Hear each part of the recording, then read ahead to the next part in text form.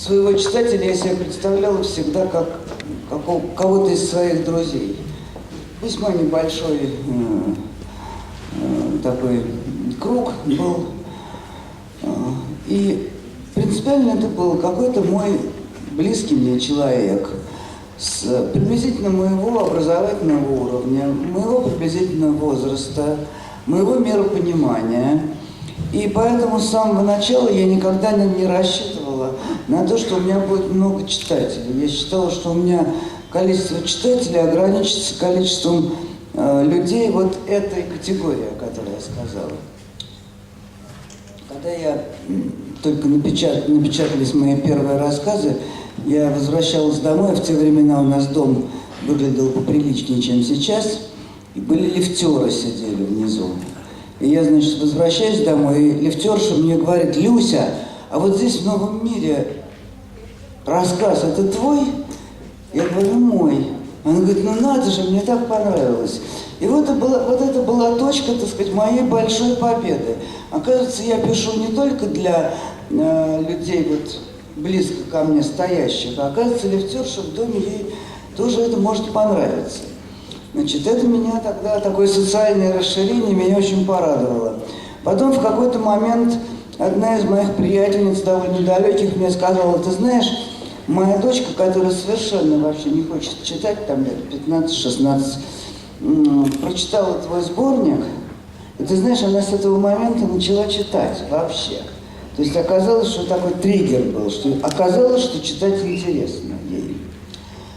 И таким образом получилось, что я совершенно не планировала успеха, абсолютно. И он так произошел каким-то совершенно самостоятельным образом, вне моих движений, каких бы то ни было. Но, тем не менее, все-таки была одна точка, которую я не могу не вспомнить.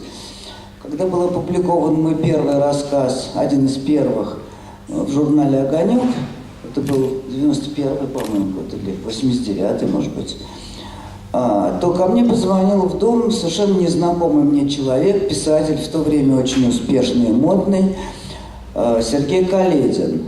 Он позвонил и говорит мне: слушай, я прочитал твой рассказ, мне понравился. Человек незнакомый, обращается ко мне на «ты». Наверное, думает, что я юное дарование. А где ты живешь? Я говорю: на аэропорте. Так, ну я к тебе сейчас подъеду. Ну, проходит действительно 20 минут. Подъезжает роскошный красавец такой большой, Сережа Каледин, мы с ним дружим до сих пор. Говорит: ну слушай, у тебя еще рассказы есть? Я говорю: ну есть. Он говорит: ну давай, надо сборник делать. И он от меня ушел, и действительно книжка была через 2 года издана. До того успела выйти книжка по-французски. Но дело в том, что он мне в этот момент дал совершенно замечательный урок абсолютно несуществующей писательской этики. Дело в том, что писательская среда – поганая среда. У меня муж художник, и, скажем, сообщество художников мне нравится гораздо больше.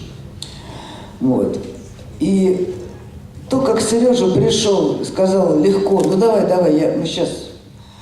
Оно мне было указанием на то, как надо себя вести. Вот Сережа меня научил правильному поведению. С тех пор многие годы я ездила на Запад, обязательно таскала с собой рукописи знакомых и незнакомых авторов. И даже было несколько хороших удач в этом отношении. Вот это, когда меня спрашивают, кто ваш учитель в писательском мире, то я вспоминаю не Толстого и не Достоевского, а Сережу Каледина, который научил правильному поведению. Вы наверняка задумались над тем, откуда берутся поэты и писатели, художники и музыканты. Поделитесь своими соображениями. Хороший вопрос. Мы сегодня уже этого касались в предыдущей нашей встрече.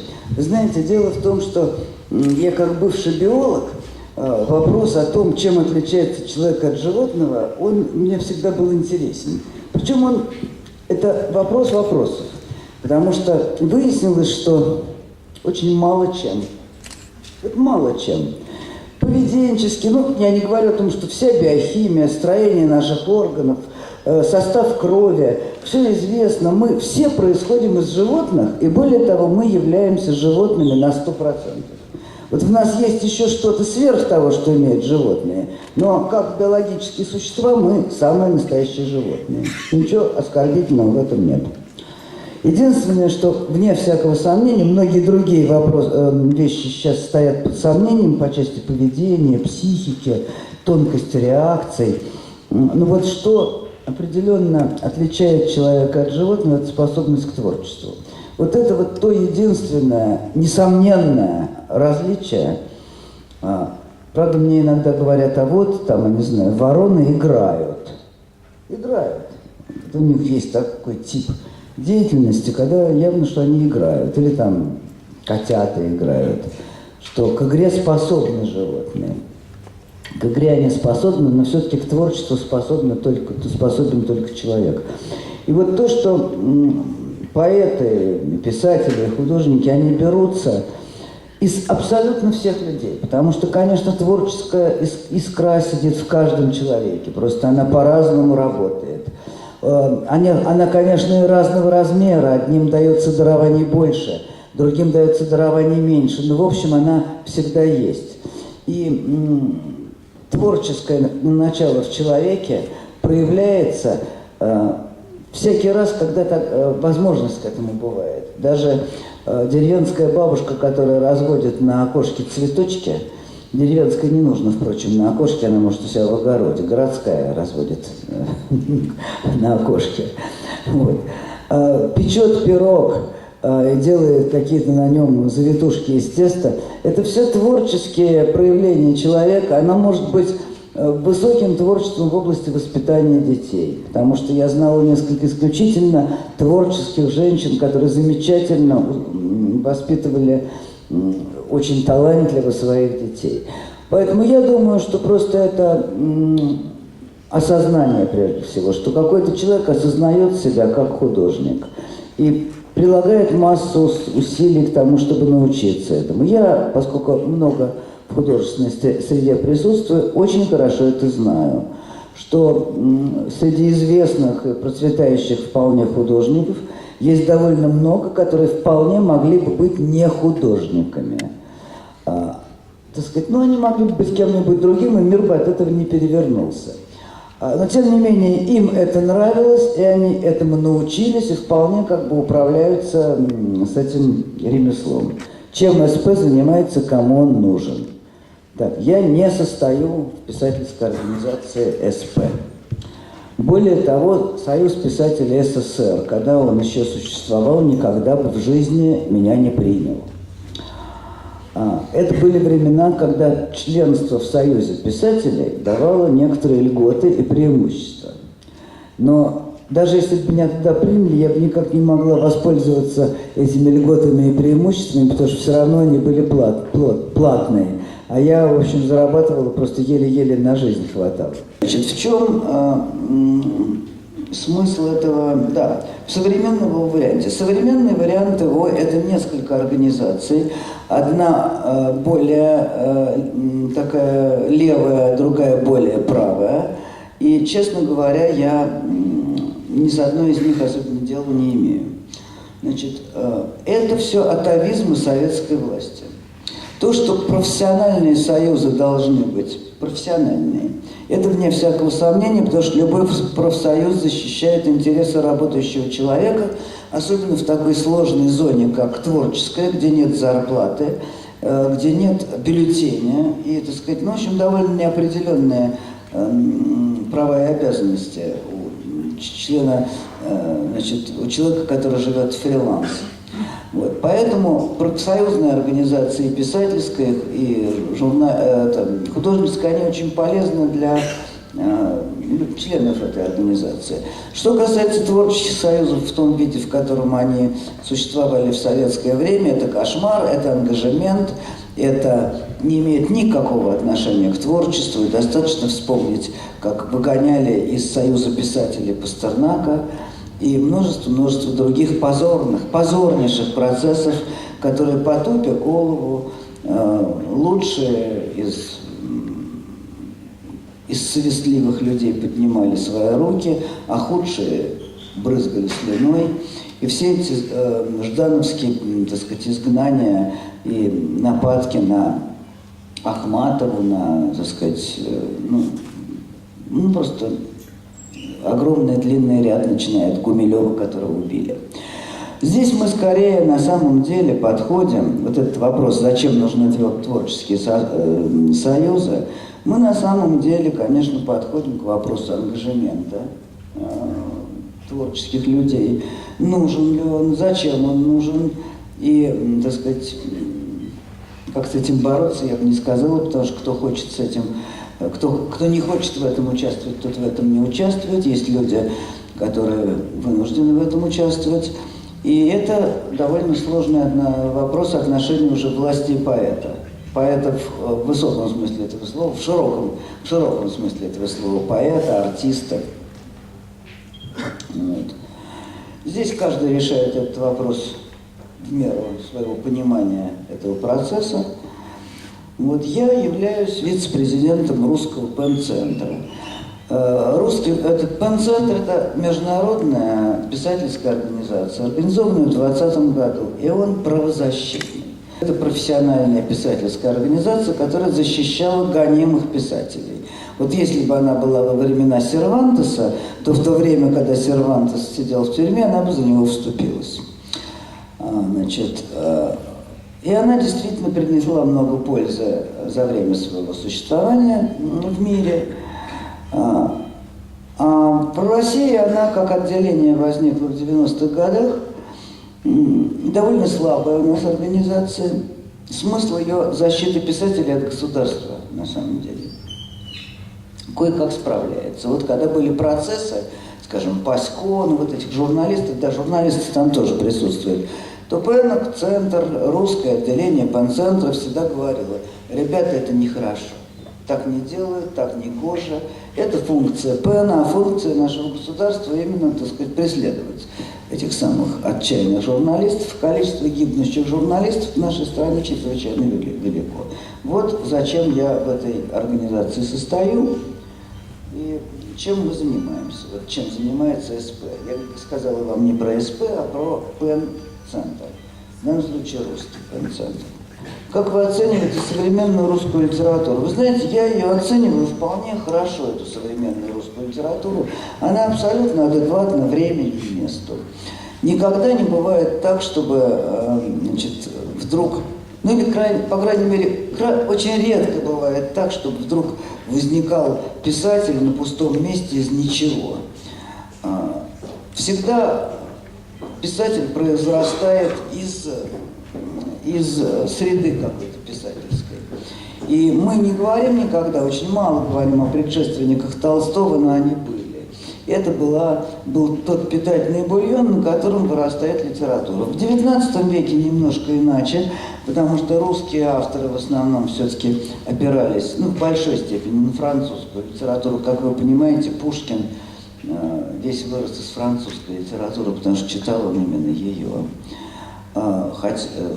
Хотя имеется много апелляций к английской литературе, но английскую он тоже читал в переводах на французский все-таки.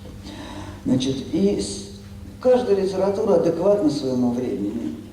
Вот. И я полагаю, что у нас есть некоторое количество ярких авторов. Гениев сегодня я не вижу, а способных людей предостаточно. Они достаточно в разных направлениях работают, в разных жанрах работают. И я надеюсь, что пофамильно мне не надо будет их называть.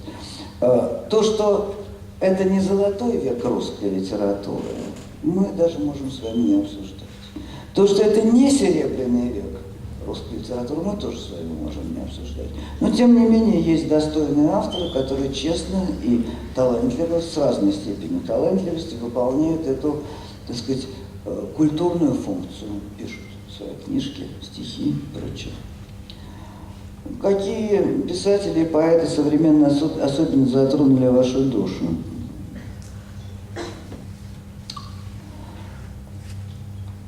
Вы знаете, пожалуй, я не могу сказать, чтобы это была русская сегодняшняя литература. Какие-то, так сказать, наиболее сильные толчки я все-таки получаю в современной англоязычной литературе, которая английская литература сегодня очень сильная. Я думаю, что скорее там интереснее. Да, что бы вы могли пожелать, посоветовать провинциальным поэтам-писателям, чтобы повысить качество своих произведений? Знаете, я сегодня еще много раз буду повторять это словосочетание. Культура образования, образование культура, культура образования, образование культура. Мы с Екатериной Юрьевной Геньевой на пару, как два клоуна Бим и Бом, повторяем это волшебное, значит, словосочетание постоянно, для всего, просто для того, чтобы выжить, просто для того, чтобы наша страна не превратилась в варваров, куда мы идем со страшной силой, движемся просто со свистом.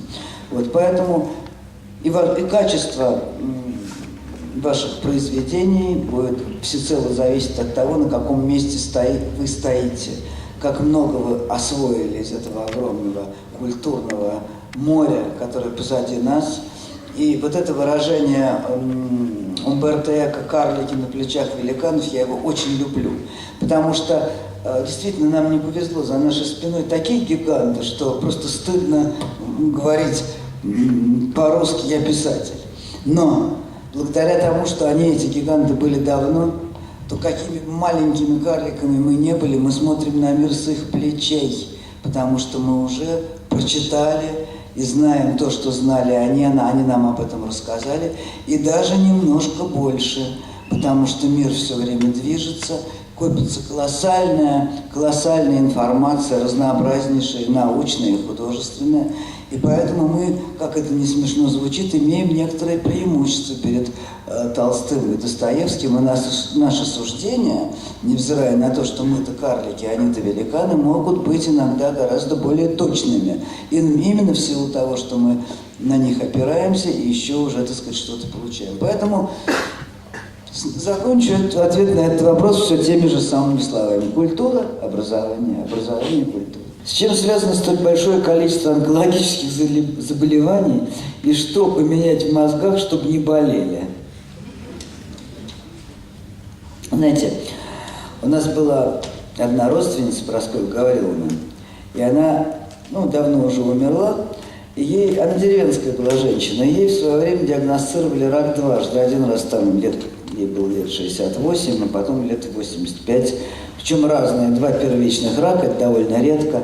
И она как раз вот уже при последнем раке говорила мне: Люсь, ну вот объясни мне, что же это такое происходит за безобразие? Вот у нас в деревне умирали кто от живота, кто от головы, кто от ноги, а теперь у всех рак. Вот, понимаете, это еще вопрос диагностики. Отчасти, может быть, действительно повышается количество онкологических заболеваний, отчасти их просто стали диагностировать гораздо лучше, поэтому так много диагнозов онкологических. Что для этого надо? Да нет, я не думаю, что не надо, что эта болезнь напрямую связана с нашим настроением, что можно что-то поменять в мозгах, в своем сознании, ты перестанешь болеть раком. Но есть хорошая новость. Она была на самом деле оглашена буквально пару недель тому назад в Сочи. Там была конференция по старению.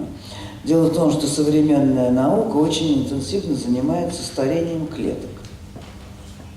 Это имеет не прямое, но косвенное отношение к старению человека в целом. Так вот, хорошая новость заключается в том, что сейчас, кажется, поняли, с чем связано старение клетки и как его приостановить. И вот если научиться делать вот этот процесс, научиться им руководить, то рядом также лежит и, так сказать, работа с онкологическими клетками. Потому что в тот момент, как научатся одни программы клеточные, роста клеточного запускать, а другие подавлять, то рядом уже будет и работа вот с этими кончиками, окончаниями хромосом, которые называются теломеры, от которых многое зависит в части старения и репродукции белков. Так что это все скоро. Мы, конечно, успеем спокойно помереть от рака, и это новые открытия, они не обеспечат бессмертие, но они дают реальные перспективы на, в общем, довольно большое увеличение жизни человека. Этим занимаются во всем мире сейчас. К сожалению, вклад наших ученых, можно сказать, невелик, а можно сказать и велик, потому что один из ведущих ученых, Александр Варшавский, он уехал из России, когда ему было 31 или 32 года, и никогда бы не уехал, если были бы нормальные условия для работы, так что все свои открытия он совершал в Америке, как и многие другие. Тут мы с вами просто легко переходим к теме науки, которая совершенно загибается. Вот. И это вопрос другой, это очень печально, что, так сказать, русские ученые, которые будут свой вклад в эти исследования, несомненно, большой вносить, что это будут граждане, эти русские ученые будут граждане Швейцарии, Франции, в основном Соединенных Штатов Америки, Англии, потому что наша страна оказалась не в состоянии обеспечивать вот такие фундаментальные направления науки. А что очень печально. У нас деньги идут в другие какие-то направления.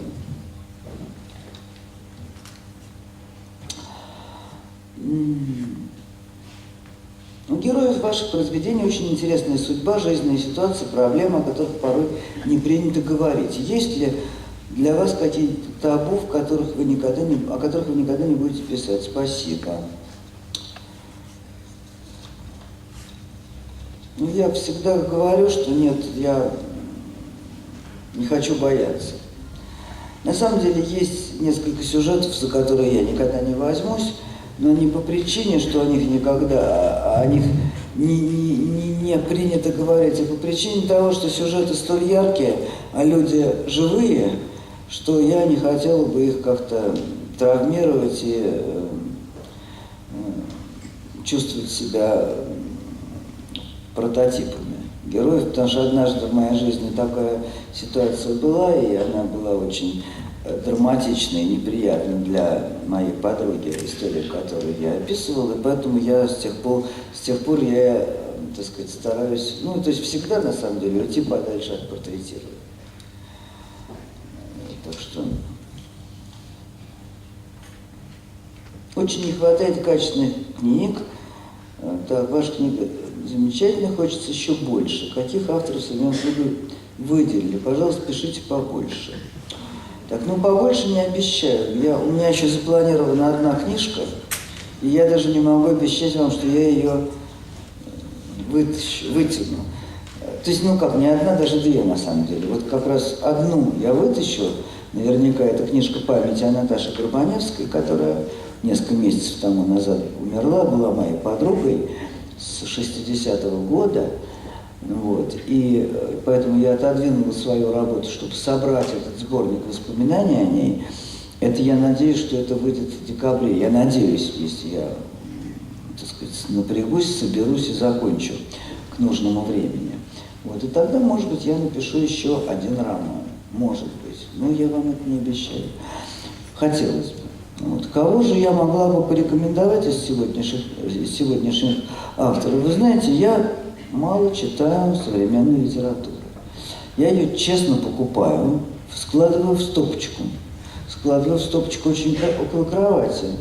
Вот. Но всякий раз до них не доходит рука, потому что во-первых, приходится очень много читать по делу, что называется.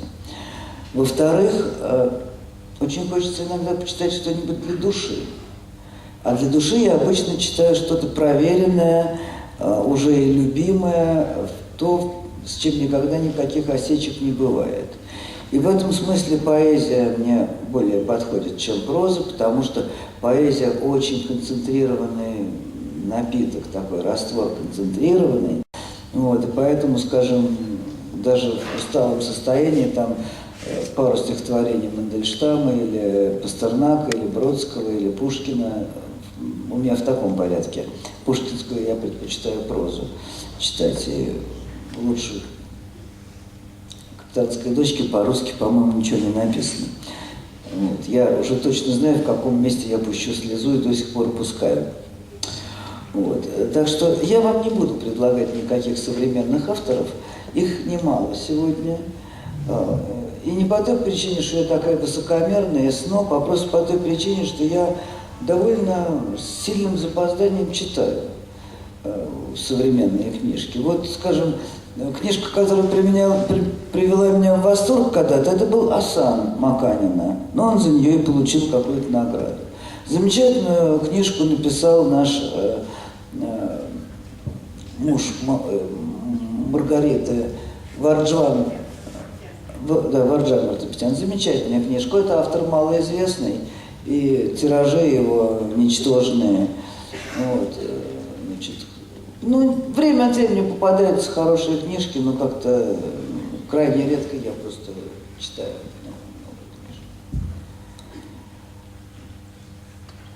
Как отразится закон об уголовной ответственности за реабилитацию нацизма, да, нацизма, на писательных историях? Появится ли новая версия самоиздата? Вы знаете, я, во-первых, уже приняли эту статью, да, об уголовной ответственности, я просто, честно говоря, не уследила. Вы знаете, я не против самоиздата, честно говоря. Значит, в молодые годы большая часть чтения это было самоиздатское чтение. Самоиздат был явлением огромным и не только политическим, потому что вся русская философия, история, наука, я генетик, у нас довоенные книжки мы читали по генетике, потому что после войны она была запрещена. Так что даже научные книжки это в виде либо самоиздатском, либо, так сказать, каком-то староиздатском были. Вот. Надеюсь, что это не произойдет.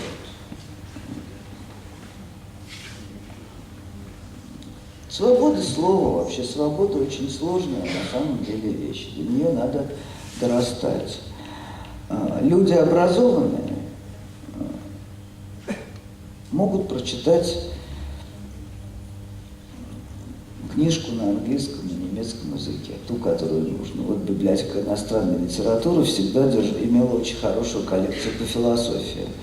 Вот, можно было прочитать там. Люди менее образованные, а мы принадлежим к интеллигенции малообразованной, потому что хотя мы формально мы все называемся интеллигентами, а с языками у нас очень плохо, и мы в сущности являемся людьми монокультуры.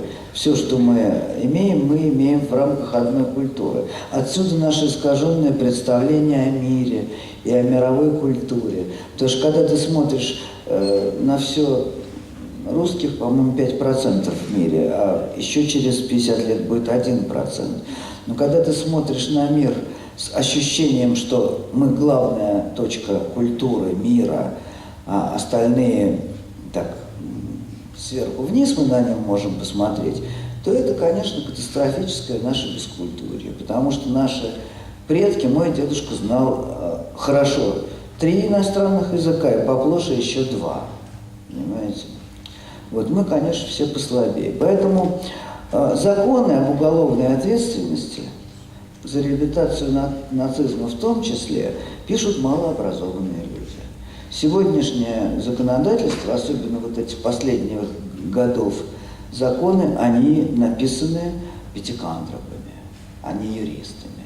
Потому что каждый из них с точки зрения профессиональной может быть просто сметен с лица земли как идея. Все эти законы. Но, к сожалению, это такие обстоятельства нашей жизни, вредность производства называется. Молоко нам не дают, но вообще мы уже, конечно, его заслужили. Вот, поэтому я просто не знаю деталей этого закона, но это... Мы сейчас находимся как-то в начале этой истории. Она развивается, мы еще будем много и много об этом говорить, обсуждать и страдать, по-видимому, по этому поводу. Будут ли когда-нибудь отменены некоторые законы, принятые в последние годы, или это необратимый процесс? Надеюсь, что будет. Вот это то самое, о чем мы говорили, это Сиротский закон, закон Магнитского, все это, конечно, все это очень стыдно.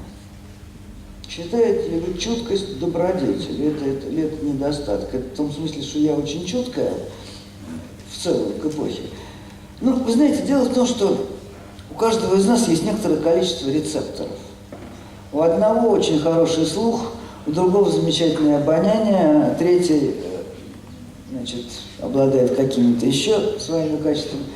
Количество рецепторов – это то, что нам дано от Господа Бога. И чуткость, по-видимому, тоже, так сказать, связана с какими-то там рецепторами. Вот. Но есть такая вещь, как воспитание. Вот воспитание покрывает все. Бабушка, правда, моя говорила не воспитание, она говорила, ум покрывает любой недостаток. Я очень ценю это высказывание. А воспитание покрывает какие-то другие наши дефекты. Образ современной женщины, каков он, на ваш взгляд? Ну, вы знаете, я очень люблю современных. Во-первых, я очень люблю русских женщин. Наша страна, она, несомненно, лучшие ее представители – это женская часть населения. В этом я не сомневаюсь. Пусть на меня мужчины не обижаются, правда, многие мужчины со мной согласны. Были такие у нас дискуссии, потому что судьба русских женщин и судьба русских мужчин не совсем совпадающие судьбы. Потому что, скажем, мужчины в России воюют уже больше 100 лет с русско-японской войны, войны не прекращаются. И женщины живут в большом дефиците мужчин. И вот именно то обстоятельство, что женщинам приходилось брать на себя двойную задачу, и мужскую тоже. И на военных заводах женщины работали, между прочим. И вот эту тыловую жизнь вытягивали все женщины, и детей при этом они вытягивали. Вот. Поэтому женщины оказались в нашей стране очень сильными. Очень сильными именно в большой степени, потому что мужчин не хватало. Те функции, которые должны были бы в нормальном обществе выполнять мужчины, женщины брали на себя. Вот, поэтому это раз. Значит, что же касается современных женщин, они, конечно, вот мои там подруги, которым лет 35, они, конечно, отличаются и от моего поколения, тем более от поколения там, моей мамы, которая родилась в 18-м году, то есть после революции, уже моей бабушки, которая гимназию успела закончить, гимназию до революции. Значит, что определяет сегодняшнюю женщину? Во-первых, совершенно другая система ценностей. Современная молодая женщина не выстраивает свою жизнь в зависимости от того, как она выйдет замуж. И главным событием своей жизни она все-таки постепенно стала считать образование, а не замужество. Я, так сказать, еще в поколении там, моей бабушки, несомненно, мамы, тоже в большой степени, главной задачей женской, так сказать, биографической точки было «вышла замуж и». Вот сегодня это полностью поменялось. Сегодня, во-первых, брак не является столь строго обязательным. Я знаю довольно большое количество людей, кстати, и мужчин, и женщин, которые не считают для себя правильным и нужным жениться, выходить замуж. Я знаю очень много женщин, которые были в браке, разошлись и больше замуж не выходят по разным причинам. Я знаю, да, 50% детей сегодня из неполных семей, школьников. А это не война, это не моя ситуация. Я после войны ходила в школу, половины не было отцов, потому что на фронте погибли. Это другая ситуация. Вот, значит, меняется, чрезвычайно меняется институт семьи. Меняется одновременно и сам институт семьи, и сама ментальность женщины. Ну, я имею в виду, конечно, цивилизационное пространство вот нашего, европейского, ну, назовем нас полуазиатского, но, в общем, все-таки мы стремимся как бы, или уже не стремимся, я не знаю теперь, куда мы стремимся, к Европе или к Азии.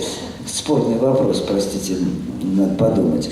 Вот. Но, тем не менее, в том цивилизационном пространстве, в котором проходила наша жизнь еще сравнительно недавно, женщины не ставили своей целью осознанной замужество и рождение детей. Были какие-то другие ценности и другие цели. Среди моих молодых подруг сегодня довольно, ну, некоторое количество родивших ребенка, потому что они сочли это нужным, и не выходивших замуж, и некоторое количество, все это профессионалы. И некоторое количество девиц, которые ребенка родили, а потом через какое-то время вышли замуж за того, за кого они считали нужным, и это не было, то есть брак не был, замужество не было связано с деторождением. Я не хочу сказать, хорошо это или плохо. Я хочу сказать, что это так. Ничего нет лучше, чем замечательная формула христианского брака. Папа, мама, детки, бабушка, дедушка. Все это в мире и в любви.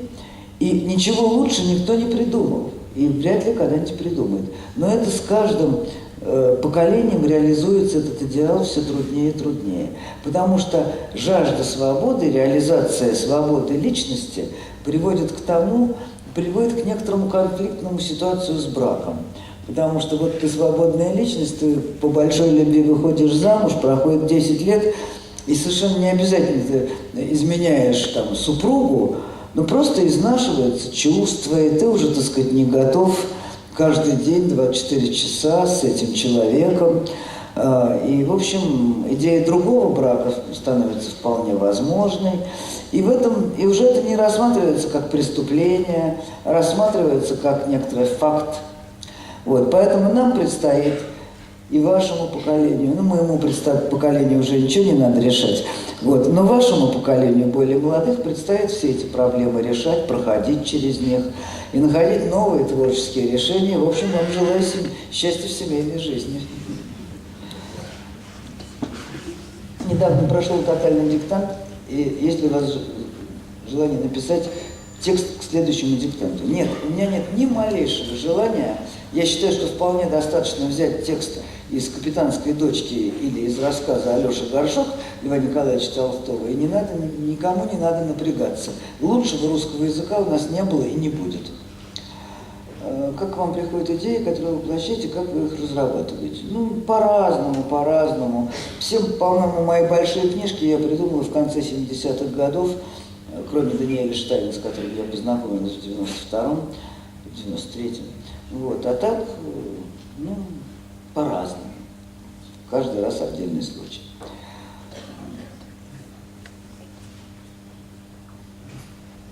Ой, какой интересный вопрос. Мы такого никогда не задавали. Но странный. Сколько авторов необходимо для развития литературы? Достаточно ли сейчас поэтов и писателей в России? Достаточно ли одного вуза, который готовит писателей в России? Вуза не нужно вообще никакого. Значит, дело в том, что вуз, вот литературный, это то место, где должны учить переводчиков, как сейчас есть там отдел переводов, редакторов, это профессия абсолютно рухнувшая, редакторов не осталось. И вообще даже корректора сегодня найти невозможно, потому что людей, владеющих профессионально русским языком, осталось безумно, невероятно мало. Значит, вот Литинститут я бы оставила для такой, второстепенная обслуживающая литературу функция. Потому что научить писать можно, научить можно, скажем, сценарные курсы замечательно могут показать, как надо делать сценарий грамотно, драматургию как выстраивать. Этому можно научить. А научить Льва Николаевича Толстого не учили в литературном институте. Ничего. Так что я думаю, что Литинститут просто лишнее учреждение. Вот. Теперь относительно количества писателей для развития литературы. Вы знаете, мы на таком сейчас культурном сломе идет переработка, вообще кризис колоссальный во всех сферах жизни, включая биологические, медицинские.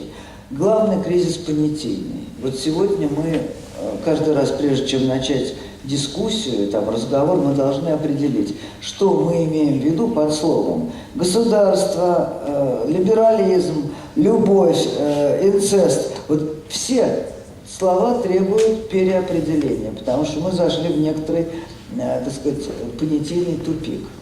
Значит, в связи с этим даже такая вещь, как художественное творчество, они тоже, и там тоже свой кризис. Кого мы считаем писателем, кого мы не считаем писателем. Сегодня пишет безумное количество людей. Благодаря интернету, благодаря сети все стало очень легко и доступно. И написать легко, и повесить легко. И тут же отзываются какие-то люди на твой фейсбучный текст. Это что, писатели или не писатели? Их сегодня называют блогерами иногда. Людей, которые, так сказать, реализуются в своем творчестве вот в интернетных, так сказать, пространствах. Вот. Значит, что мы будем, как проводится эта линия между... Есть великолепные, замечательные тексты в этих блогах. Как проводить линию сегодня между профессиональной и непрофессиональной литературой? С каждым годом все труднее и труднее. Значит, эта задача, на самом деле, этот вопрос очень интересный, потому что сегодня он еще не актуален, завтра он будет очень актуален. Завтра, когда книга будет раритетом, когда купить книгу будет обозначать действительно книга лучший подарок. И вот ты приходишь с книгой, и все смотрят, ну надо же, книгу принес. Потому что у меня последнее, у меня чтение очень большое, я много читаю, я предпочитаю читать по интернету, так сказать, в компьютере. Потому что я уезжаю, я довольно много провожу времени за границей, я уезжаю за границу, я не могу везти с собой библиотеку, я везу с собой компьютер, я везу с собой нагруженный ридер, и это очень удобно. И это будет дальше именно так и реализовываться. Значит, возвращаемся к литературе. Что будет настоящая литература, что будет не настоящая литература. Жутко интересно. Хотелось бы заглянуть в будущее, как это будет выглядеть. Не знаю как.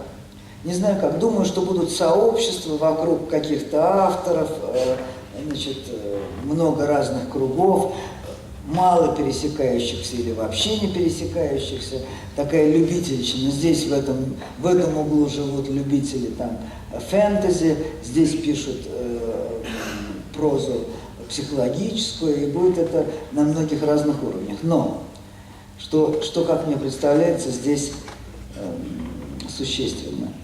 Существенно следующее. Писать – полезный процесс. Писать – терапевтическое мероприятие. Писать полезно для роста, для формулировки мыслей. Для всего вообще, так сказать, человеку писать очень полезно. И не случайно многие психологические школы, такие, так сказать, и терапевтические, они построены на именно этих письменных показаниях пациента, скажем. Я знаю, что, например, в группах, которые занимаются с наркоманами и пытаются их, так сказать, вывести в нормальное состояние, значит, вот там, скажем, манхэттенская программа такая есть замечательная, сама знаю, по себе знаю, вот, она предполагает постоянное расписывание своей ситуации. Ты должен все вспомнить, все проанализировать и все записать, что очень важно. Поэтому я всегда говорю всем, кто ко мне с этим обращается, а вот надо ли мне писать или не надо? Писать надо всем, просто надо при этом отдавать себе отчет, для чего ты это делаешь. Ты это делаешь для себя, чтобы немножко продвинуться в своем собственном развитии, или ты это делаешь из каких-то таких тщеславных побуждений с намерением стать известным автором. Ну, такие тоже бывают, в конце концов, с этого начинают, по-видимому, все писатели. Но, во всяком случае, писать полезно. Это я вот знаю совершенно точно. Все. Еще один вопрос у нас. И автограф-сессии. Так. Ой. Ну вот, это все то же самое. Сейчас многие не покупают книг, а скачивают их бесплатно. Как вы к этому относитесь? Ну, так я отношусь, что жизнь так устроена, что это правильно, другому нет. От этого я не меньше люблю книгу, и не меньше радуюсь и любуюсь, и хорошо изданная книга с иллюстрациями, с красивой обложкой, с грамотно сделанной, с хорошим шрифтом. Всегда наслаждение. Мы поколение мужчин, выращенных женщинами. Поможет ли нам другая женщина в решении наших проблем? Что вы думаете? Может ли человека сделать счастливым кто-то, кроме него самого? Вот здесь, вы знаете, здесь я вижу по минимуму, по меньшей мере 4 вопроса, они все разные. Первое утверждение: мы поколение мужчин, выращенных женщинами. Правильно. Но дело в том, что вообще все мужчины выращены женщинами, потому что воспитание детей, кончая эпохой Древней Греции было занятие женщин. Значит, это в Греции до 7 лет мальчика держали в гинекее, а потом его отправляли к мужчинам, дальше его воспитывали мужчины. И педагог – это мужская профессия. Женщин не было на этом месте, женщинам вообще образования не давали. Так что, во-первых, мужчины всегда выращены более или менее женщинами. Вот, значит, сегодня ситуация эта усугубилась еще и тем, что сегодня педагогический мир, в основном в России, по крайней мере, женский. Значит, проблема мальчика, воспитанного женщинами, рассмотрена мною в высшей степени подробно в романе «Искренне ваш Шурик». Это некоторая такая, так сказать, реальность современной жизни. С биологической стороны она рассматривается таким образом. Идет мускулинизация женщин и феминизация мужчин. Это даже подтверждают не только психологи, которые могут об этом свидетельствовать, но, простите, даже биологи, даже гормональные уровни немножко, так сказать, меняются. Мужчины не такие уж андрогенные, а женщины не такие уж экстрагенные. Значит, это очень важно и очень интересно. Дело в том, что мы, как я сегодня уже говорила, поскольку мы животные, и с этим ничего не поделаешь. Вот. И более того, мы животные социальные, мы животные общественные, мы живем в очень больших популяциях. И в популяциях, а это была моя специальность когда-то, популяционная генетика, и в популяциях есть процессы, регулирующие размеры популяции. Когда пища делается меньше, начинают работать механизмы, которые уменьшают эту популяцию. Когда, там, не знаю, засухи и прочее. Ну, в общем, условия существования, они влияют на размер. И тогда вступают какие-то механизмы, которые уменьшают популяцию. Я не исключаю. Вот то, что я сейчас говорю, это моя гипотеза, и, может быть, сугубо ложная. Может быть, ученые люди были бы, очень бы возразили. Но то, что сейчас происходит в современном мире, возможно, что это попытка популяции немножко себя самосократить. И большее количество гомосексуальных людей с таким не очень выраженным половой ориентацией или явно половой ориентацией, которая не приводит к производству потомства. И, скажем, малое количество детей у городского населения, люди думают о том, завести им ребенка или нет, никто давно уже не размножается, кроме цивилизации другой сейчас, значит, иной, не размножается по закону, сколько Бог дал. Потому что, знаете, даже у Льва Николаевича Толстого, по-моему, по-моему, у него было 16 или 14 родов, а выжило нам до взрослого состояния должно 4 детей. Это богатая семья, которым было чем кормить. То есть отношение к деторождению было вот такое. Сейчас оно поменялось. И поэтому люди думают, сможем мы одному прокормить одного ребенка и дать ему образование, или можем потянуть двух. Значит, вопрос стоит так. Значит, работает некоторый автомат, как мне представляется, по некоторому сжатию популяции. Это не сознание, так сказать, не сознание человека, это такое сверхсознание вида. Но это моя спекуляция. Значит, это не, так сказать, может быть, это вовсе не так, мне так кажется. Вот, а к чему это я туда съехала отсюда? Насчет мужчин и женщин, что это какой-то был вопрос. Да. Насчет Чака Паланика, да, что я по этому поводу думаю. Может, поможет ли нам другая женщина в решении наших проблем? Ну, не знаю. Ну, вот, собственно, по-моему, может ли человека сделать счастливым кто-то, кроме него самого? Ну, вообще для меня эта проблема весьма такая сложная и сомнительная насчет сделать счастливым, вообще насчет быть счастливым.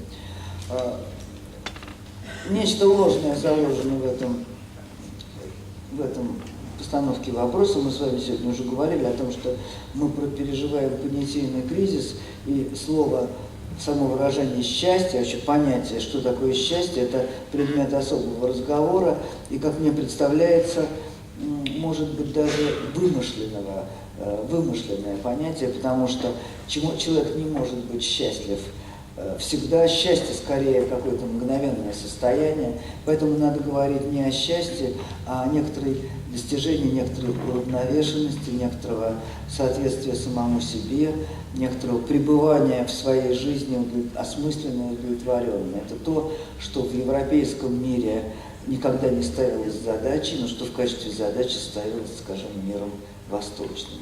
Это дзен-буддизм, это восточное направление сознания, куда неплохо бы иногда посмотреть, потому что там есть своя мудрость, и вот это направление движения на запад, запада к востоку, это направление не пустое. Потому что вот когда ты сравниваешь состояние, понятие счастья европейское и не соответствующее ему никак представление о счастье в восточных, так сказать, системах, то ты понимаешь, насколько это понятие сомнительное, вот понятие счастья. Чего-то другого следует в жизни искать. Вот что я вам хотела сказать. И в этом другом поиске ни мужчина, ни женщина не имеют никакого значения. Вот, что тебе кто-то нужен второй для того, чтобы создать.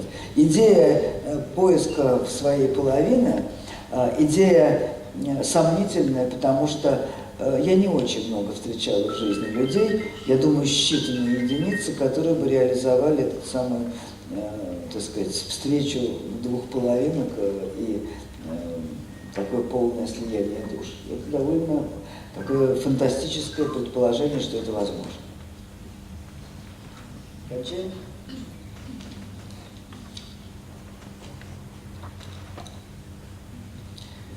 Ой, творческая кухня. Как рождаются сюжеты, как придумываются заголовки, как вам работать с редактором, чем они вам полезны, нужны ли. Не давайте с конца.